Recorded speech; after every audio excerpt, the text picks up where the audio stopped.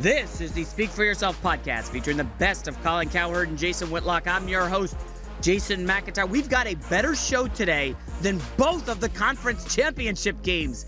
Gosh, how bad were they? Right off the top, Whitlock takes a shot at Colin and says Matt Ryan is not a B-level quarterback. Colin says the only thing you have to look at with Brady is ask yourself, how many players have gotten better after they left New England? And folks, just as a teaser answer, the answer is crickets. Pro Football Hall of Famer Chris Carter gives a cautionary tale of New England's defense in their previous Super Bowls. Here's a great Super Bowl nugget for you. The Patriots have never covered the spread in the Super Bowl. This is going to be their 7th Super Bowl. They're favored by 3. I like the Patriots, but we'll see. 3-time Pro Bowler and Buffalo Bills guard Richie Incognito stops by. He doesn't blame Mike Tomlin or the Steelers for any of this. He says the Patriots would have beaten every other AFC team, and he shares a fun story from a Bills-Pittsburgh matchup earlier this year. Ready for Speak For Yourself? Cowherd and Whitlock, take it away. Let's talk about Tom Brady, whose dominant performance yesterday propelled him and the Patriots to Super Bowl 51. Brady's already amassed 4 Super Bowl wins, and he's clearly the most prolific postseason QB of all time with the most wins, the most 300-yard games, the most Super Bowl appearances ever. Colin, does Brady need another Super Bowl win to be considered the NFL's greatest quarterback of all time? No, he is. And what will happen is about 10 to 12 years after Tom is done playing, we'll give him credit. This is what happened with Joe Montana. It was a long time where Elway was more talented, Marino was the better thrower. But when Joe Montana was in the midst of beating them, the knock was, it's all Bill Walsh. It's the West Coast offense. Jerry Rice. Joe Montana, remember, Magic Johnson was called tragic at one point in his career, but we never see the Michael Jordan misses on SportsCenter, right? When Brady retires, we're going to sit around, and you will not be able to be at a bar and rip him. But in this world we live in right now with Twitter and social media, we're giving Montana the respect, and we're beating up on Brady. We're going to go back and say, remember, Brady was in 8 Super Bowls. How dare you? This is what Montana faced with Marino and Elway. Well, I don't think at this point rational people are beating up on Brady. That, you know, there is a knock, they push the envelope in terms of ethics. And I'm going to keep it 100 with you. The conversation we just had in the previous segment has flipped me even further in the Brady corner in terms of they've so dramatically changed football with their system and getting the ball out quick and protecting the quarterback that way and their whole offensive attack. We've never really been able to, with Joe Montana, we were able to say the West Coast offense. There is no name for this Patriots offense that they're running. It's a combination of several offenses. But it is a movement that has changed football dramatically, and Brady will get credit for that. We don't give coachability any love. We just don't. Like we talked about this last week. If you say, guy is disciplined, it's almost like, well, that's military. Well, it takes talent to be in the military. That's a skill. It's a skill. Brady has gone from perimeter to tight end based to almost play action to now a bubble screen guy. One of Brady's great assets is he is a remarkably coachable and disciplined superstar. That's not the way it always works. That's something. He's that hungry to win. You see him and Bill O'Brien going at it a couple years ago on the sideline. Bill O'Brien's over there coaching him up. This is one of the greatest quarterbacks to ever live. If he was in a different system and a different era, people wouldn't talk to Tom. Now Tom wants to win so bad, he welcomes the criticism. Come, coach me. Let me get better. Let me see. And like you said, the offenses have adapted around him as well as personnel. And this one, if we're going to say that this Super Bowl will cement Tom as the greatest of all time, and you're going to compare him to Joe Montana, how many Hall of Famers is Tom Brady surrounded with? How many Hall of Famers is Joe Montana surrounded with on offense and defense? You told me this today. How many guys leave Brady and are better? Like, let's start with 0. Yeah, only a few. Only a few have been able to sustain any type of career. But to me, it takes me back to the era that we grew up in with Michael Jordan. When Michael Jordan started winning championships, people started saying, well, he's not the most accomplished because of Bill Russell. Then they say, well, look at all the players that Bill Russell played with compared to Jordan. And Jordan got 3, then he got 4, then he got 5. And at some point we said, you know something, the championships and who he's playing with is going to supersede the number of appearances. Right. To me, Tom is going to be the most accomplished. I grew up in the era, played in the 80s, played in the 90s, played in 2000. Joe Montana is the standard for an NFL quarterback because it's about winning and winning championships. And no one has done it. Tom Brady appearing now in his 7th Super Bowl. Let's just get 7 Super Bowls. I played 16 seasons, played an NFC championship twice, and never made it to that game. And Tom wasn't more dedicated than me. He didn't spend more time preparation than me. But the overall ability to take advantage of the coaching, the defense around him, the running game, and then they went away from the running game and started throwing the ball 40 times a game. To me, Tom Brady, it's not without an argument, is the most accomplished. I do think this 5th one will make it so you almost can't even really discuss it in a rational way. But the thing I think, you call it coachability. I see a guy who's in love with the game and has studied the game like a coach and approaches it like a science. And Isaiah Thomas was that way, and that's how he figured out. There hasn't been a little man lead a team to a championship since Isaiah. He figured out how to do it in Detroit. I thought Larry Bird was a student of the game. Magic, Tom Brady realized, I think, because take Antonio Brown. Let me get this $200,000 check with Facebook. And Tom, you chasing little money when if you just chase this game, it'll take care of you and solve all your financial problems. If you just pursue greatness in this game, a student of the game will be a big part of Tom's legacy. I think, listen, talent's a great thing. Okay, it is. But, Richie, you're a 3-time Pro Bowler. And Richie would tell you, you could go, I don't know if you were a 5-star athlete. But I was a 3-star athlete. Okay. The NFL, last time I checked, has as many undrafted players as drafted players. The NFL is different. Baseball can often, overwhelmingly, baseball is played by 1st and 2nd round picks. The NBA's got one real round. The NFL is different. So much of it's above the shoulders. So much of it is aptitude. So much of it is pain tolerance. So much of it is, are you willing to be coached? Brady has a combination of 3-star skill, 5-star willfulness, 5-star coachability, absurd won't drink a beer in the season discipline. Those count too. Yes. Those are really big. And I think sometimes we're like, well, you're not Kobe. Come on now. There's just football asks more of you than 47-inch vertical. Are you willing to be hurt 300 days a year? And with all the success, Tom is still just as hungry like he was chasing after his first Super Bowl. I've always been a John Elway guy. You guys have moved me today. I'm totally on board with Tom Brady as the greatest of all time. Welcome to the club. Let's talk Green Bay. Suffered an ugly loss yesterday in Atlanta. After the game, Mike McCarthy said simply, quote, "We ran into a buzzsaw." And the loss brought the Packers' incredible 8-game win streak to an end in disappointing fashion. It was superhuman Aaron Rodgers getting shut out in the first half. Jason, did that blowout loss diminish Rodgers' incredible run? Diminish is too strong of a word. I think if he had bounced back from a 4-6 start, put him in the Super Bowl, it's going to be an incredible feat that we talk about 20 years from now. Now, it's just something we should talk about right now in terms of how I think he's being exploited. You guys talk a lot about Andrew Luck and the Colts organization. I agree here. And being hung out to dry. Aaron Rodgers is being hung out to dry. Ted Thompson and the Packers have been relying on this all-time great quarterback to cover up for a lot of mistakes for a long time. When they won a Super Bowl, they were the 6th seed. They need to build a team that can be great in the regular season, give this guy home field advantage, make it easier on him. McIntyre, last 8 playoff teams available. Now, we look at Houston and roll our eyes. Houston's got a lot better players than Green Bay. Yes. Seattle got up. I would say of the last 8 playoff teams, Green Bay's easily the least talented.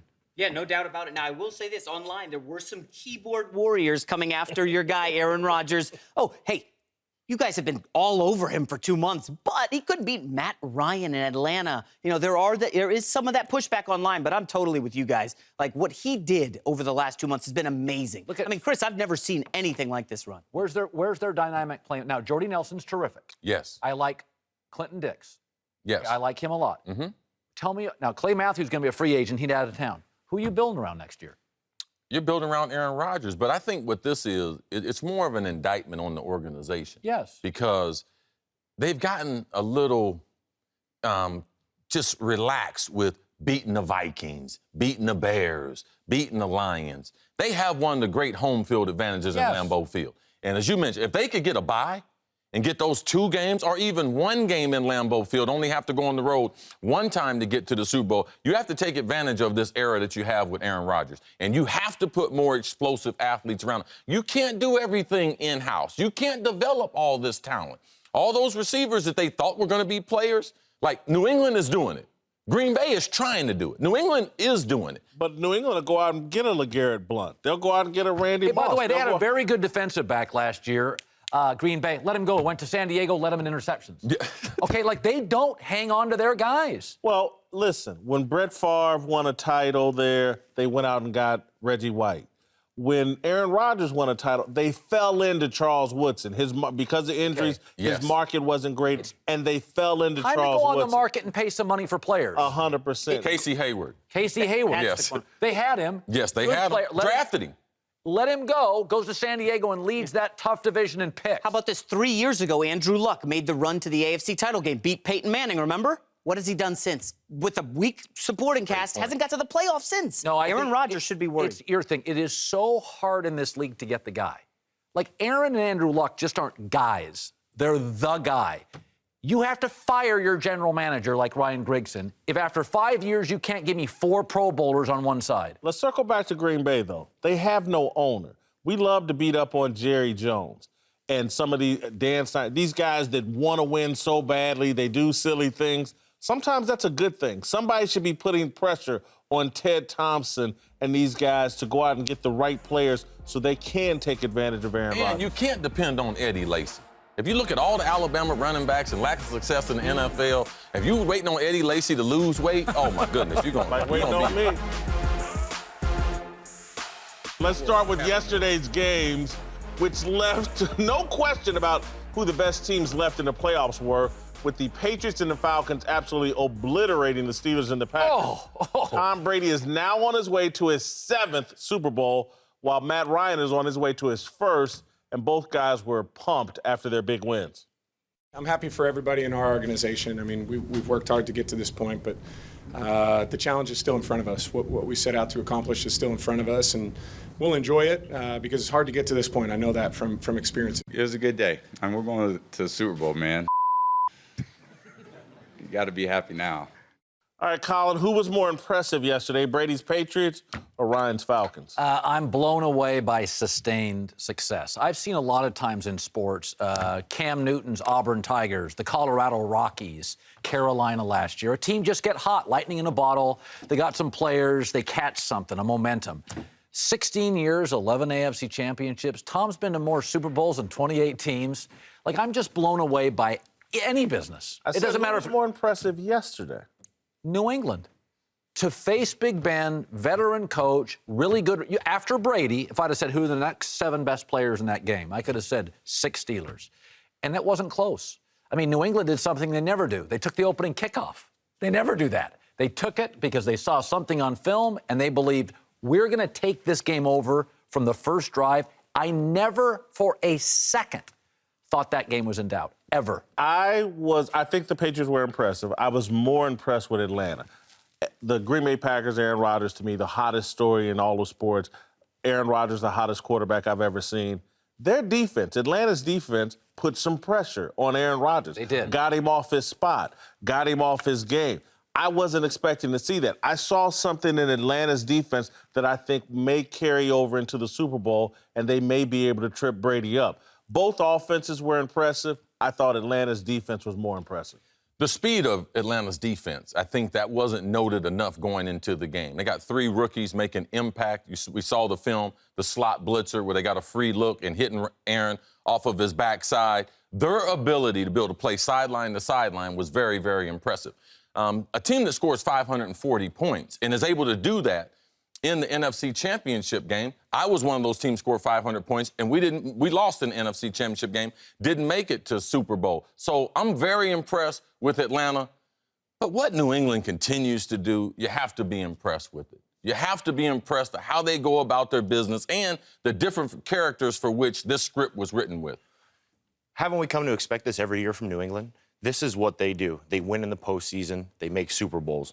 I was most impressed by the Atlanta Falcons yesterday. We've seen this year in and year out. Matt Ryan put up gaudy numbers throughout the regular season, win a ton of games, get to the playoffs, lose at home, don't go to the Super Bowl. They showed yesterday that they very much so belong in the Super Bowl by beating a red-hot Aaron Rodgers and the Green Bay Packers. You know, one of the things that I will say about Atlanta is that, I mean, listen, I get Belichick, you get Dan Quinn. You know what I mean? There's an experience. That's obviously that's why they're favorites. I think Vegas looks at it and says, we're going to give you 3 points for having been there. But I will say this for Atlanta. Very rarely do I see a conference championship game in any sport, and I feel that one team, I see it in college, but you're like, oh, that team, this is a physical personnel mismatch. Green Bay looked like Iowa in the Outback Bowl. That game, Atlanta's offense. I totally agree with you. That pro sports doesn't give us that. The Falcons roster is jam-packed with talent, and this has been a process over the years. They've had Matt Ryan, they've had Julio Jones, and now you see them featuring 2 young running backs coming out of the backfield that nobody can defend. Devontae Freeman and Tevin Coleman are the best at coming out of the backfield and making catches. And the biggest offseason move this year had to be Alex Mack coming over from Cleveland as their center to help fortify that offensive line. Only thing I'll say in defense of that a bit is Green Bay was decimated by injuries. They were. And we're about to transition to this, but I thought, look, there was a culture mismatch in the other game. The Steelers, and we're about to go there, I'm segueing to the next topic for you. The Steelers look really outclassed on the sidelines and on the field, not buttoned up. Let's talk Matt Ryan. Heck of a year. Near perfect yesterday. Throwing for almost 400 yards and 4 touchdowns. Embarrassed the Packers defense. Ryan clearly has the Falcons' high-powered offense clicking on every cylinder, but acknowledged that Atlanta had to, quote, finish the job. Jason, are you confident that Matt Ryan, against Belichick, Brady, history, experience in that defense, can finish off the Patriots? Look, I love your little analogy between them and the Carolina Panthers. That's cute. But it ain't accurate. Matt Ryan ain't Cam Newton. Man, and look, I loved Cam Newton last year, but Matt Ryan is surgical. And as far as I know, Carolina didn't have Julio Jones or anyone remotely like him. They didn't have 2 great running backs. The Atlanta Falcons are a great team. Thomas Dimitroff, Dan Quinn deserve a lot of credit. I think their defense is outstanding. I think their defense is built for this era. It's a very quick, explosive, sideline-to-sideline defense. Yes. Can Atlanta beat the New England Patriots? Hell yeah. If I said 1 year from now, one of these teams will be back here, which one would you say? The Atlanta Falcons. Really? Yeah, because, Colin, here's where you've been wrong, and Chris and I have been trying to tell you. You had a great weekend. You were right about the Patriots and all that. We'll give you credit. You had a great weekend. But here's where you were wrong. Matt Ryan is not a B-level quarterback. Matt Ryan is as good as any quarterback in the league, not named Aaron Rodgers. How do I know Atlanta's not the mannequin challenge? And in 3 weeks, it's over. Kyle Shanahan's out the door. He takes a San Francisco job. Matt Ryan comes down to earth. Well, Matt Ryan's he's thrown for over 4,000 yards before. Julio Jones is still going to be there. The 2 running backs, they're 23, 24 years old. The 3 rookies they got with the speed on defense, they got some bricks and mortar. You mentioned the front office people, Dimitroff. Also, Scott Pioli is assistant general manager there. So they got some things. Me right now. They got some things in place, but it's about picking players. And he's got a lot of knowledge as far as that. And Dan Quinn's got some experience going against Belichick.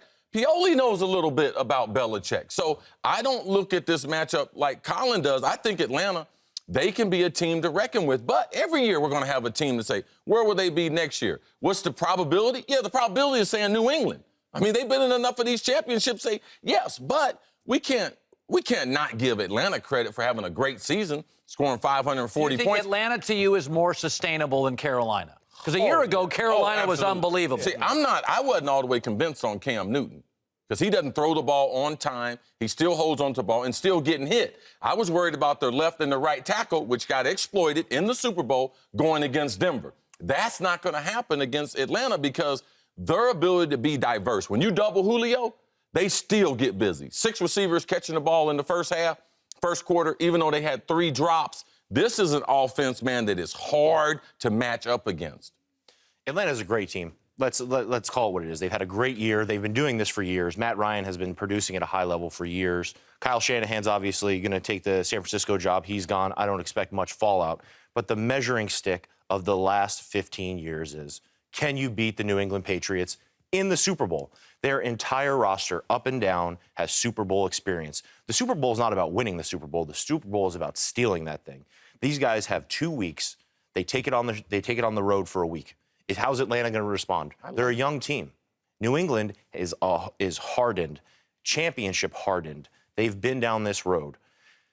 Atlanta had a great year, but now they're running into the X factor. Tom Brady and the championship New England Patriots. I've talked to so many players who have played in this game. And the one thing they say, I remember Bill Romanowski's a tough guy. And Romanowski's like, I don't remember the first 2 series. He's like, it's the difference between the Fiesta Bowl is a great bowl and the national championship in Pasadena. And the one thing I'll say about New England, there is something to be said about they'll go into this game absolutely expecting and be greatly disappointed if they don't drop 30.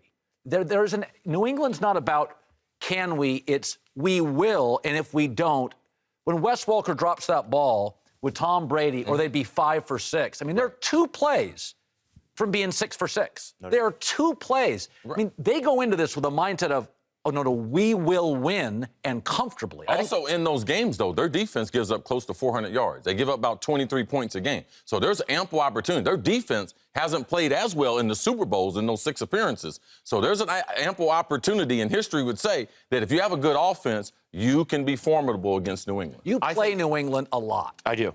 And when you play New England, can you sense their experience and how? No doubt. I mean, playing in this league for a long time, I know how hard it is to win in this league. I haven't done very much of it in my career. It's tough. It's difficult. But that's why I have so much respect for these guys, because you see them do it year in and year out with different guys, different characters. And you know that they are, like you said, they expect to win. There was a point in that game yesterday where Chris Hogan dropped a little screen out in the flat, and the whole stadium went silent. They were like, what just happened? Right. We had an incomplete ball. And people are shocked because they expect the Patriots to be great. But how different would you be if you were on an offense? Because you haven't been on offense like Atlanta has. No. When you were in Miami, no. No. In Buffalo, no. No. If you had Matty Ice and those weapons outside, you would be talking a lot more trash playing against those defensive tackles. No doubt. But here's the thing. Everyone's going to talk about the great offenses. 2 great offenses in this thing. It's going to come down to defenses. Who's going to give their offense enough breathing room to put up points and make the other team uncomfortable, and come out of their game plan? Yeah, Atlanta plays 3 rookies on defense. That is the thing. Pittsburgh played 3 rookies. It became a thing. But they didn't get aggressive and use their speed. If you sit back in zone, you take their youth and you utilize that against them. But if you put them in a fast situation where they're blitzing and coming off it and they're dictating, it's a totally different defense. Listen, I think it's nice what New England did to Antonio Brown, but Julio Jones is a different problem than Antonio Julio Brown. Jones is a beast. Yes. Watching this guy's highlights yesterday, he is a long, tall, physical presence out there. Yeah. And now you're Bill Belichick. You're sitting back. You have 2 weeks to decide, who are we taking away? Julio, or are we taking away these 2 dynamic running backs coming out of the backfield? Can't do them all. To Pittsburgh, who I've been critical of this year, I thought they were outclassed on both sides of the ball yesterday. Mike Tomlin said, quote, not a lot went our way. And his team looked at times unprepared for what the Patriots threw at them. Literally, one Steelers corner even admitted they hadn't prepared for the flea flicker Brady threw in the second quarter, a play they do reasonably regularly. Jason, did Tomlin get exposed in the blowout loss to New England yesterday? Not the performance I was expecting from his team. Mike Mitchell, I think the safety that made the comment, we hadn't prepared for the flea flicker. The Patriots showed it in December against the Ravens. They showed it in a previous contest against the Steelers. Yeah, he didn't watch the last 4 to 6 games of film. I get, but again, he's the veteran of the secondary. You got to prepare that, a coaching staff. Bill Belichick stands in front of his team almost every day and walks through the key plays and things like that. The Steelers, to me, did look unprepared. It was very disappointing for me to watch. I've been critical of Tomlin. I thought I was seeing something where they were improving.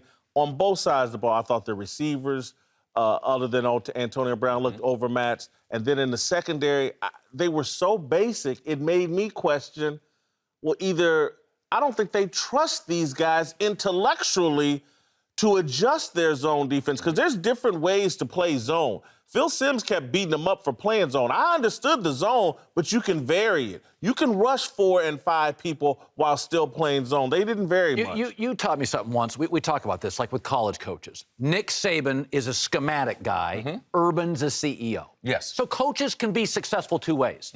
Let me take Chris's argument that he taught me about the NFL. The game is becoming more analytical. So is baseball. Baseball was first, NBA next. Football now, Richie, you're there. It's more analytical. There's more data. It used to be that coaches could kind of be, Mike Ditka was sort of a go with the gut. My guys run through a wall. Tomlin's got a lot of that. I think what's happening in the NFL, it's becoming a little more surgical. It's becoming a little more precise. And Rex Ryan, I've seen get exposed on this, and Mike Tomlin at times. To beat the Belichicks, Coughlin has done this. You gotta at least, Dungy did some of this, match them occasionally on precision. Pittsburgh has become, to me, the scales have tipped. They're a little too much emotion, pro player, a little less precision, and I think they really, that you witness that against New England.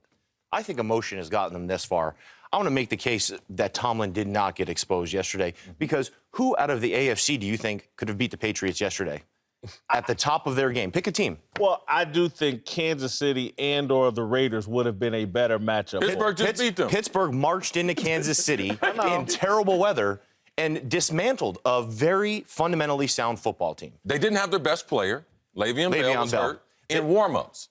So the coaches knew in warm-ups that he wasn't going to be 100%. There goes your whole game plan. Your number one, your bell cow, the guy that you are going to ride to the Super Bowl, is out in warm-ups. And now you're stuck with 2 Bs instead of the 3 Bs, the 3 killer Bs. And on defensively, they couldn't get after Tom Brady. If you can't make Tom Brady uncomfortable and you can't make him move and you can't hit Tom Brady, all the pressure falls on the back end. You can play whatever coverage you want to play. Man, zone. Tom is going to carve you up. Let's go to the first 3rd down. People had a problem with that. It was 3rd down and 1. People say, well, run your running back and get the first down. Well, the coaching staff, they had put them in a great scheme. All right? They had the slot receiver. They had Coates one-on-one. The safety was in the middle. They were going to get a big play in 3rd and 1. The players didn't execute the play. So now all of a sudden, now the coach is not buttoned up because the offense coordinator called a perfect play, but the receiver didn't adjust to the ball and him and Ben didn't connect. So it becomes a trickle-down effect or a domino effect as the game goes on. New England executed so good at the beginning of the game, it put Pittsburgh immediately on the defense. I love the play call. It's aggressive. Yeah. You're taking a shot. You're going down to get points. It's like taking the ball. There's no science against taking the ball, not taking the ball. They said, we're in Foxborough, we're here, we're taking the ball, and we're going to go down and score. Things didn't turn out that way. What about the flea flicker, though? What about the 6 blown coverages? There were times when I thought to myself, okay, and Tomlin has a reputation. He goes into a game with something. He's going to primarily stay with it. I thought he stayed with the zone, soft zone, a little too long. Right. But that's who Mike is. He wants to sell to his players, this is our mission, this is what we do. But what about the blown coverages? What about a veteran safety getting smoked on a... But that's not the coach's fault, because I was a high school free safety, was all state, had 10 interceptions. Your first read is 3 steps back, 2 to 3 steps back, read the receiver, which the tight end and the receiver blocked on that side, all right? They pass block. When they pass block, you keep going back. If they run block or pass the line of scrimmage, you take 2 steps, read, and come up, all right? He came up. And it was obvious that they were passing the ball. Right. So that's a bad read. That's not Mike Tomlin. That's a bad player with bad technique. Having played the Pittsburgh Steelers this year, they did simplify things on defense. They were having issues with the 3-4. They were having trouble getting the line. They were having trouble getting pressure on the quarterback. They have 3 rookies. Right. They have young guys. So what they did was they adopted more of a 4-3 cover 2 scheme. And now you're mixing in different things. And when we played them in Buffalo, they came up and kicked our butt up in Buffalo. We had an off day, and it was snowing. It was terrible. But they had a wristband. Everyone had a wristband around their waist, and they had maybe 4 or 5 defensive calls on that. And every play, they were looking at their wristband, and they kept it simple, and they beat the tar out of us. And then when they went and played the Miami Dolphins, they had a similar game plan. So when you have better personnel, you can keep it that simple when your personnel is that much better.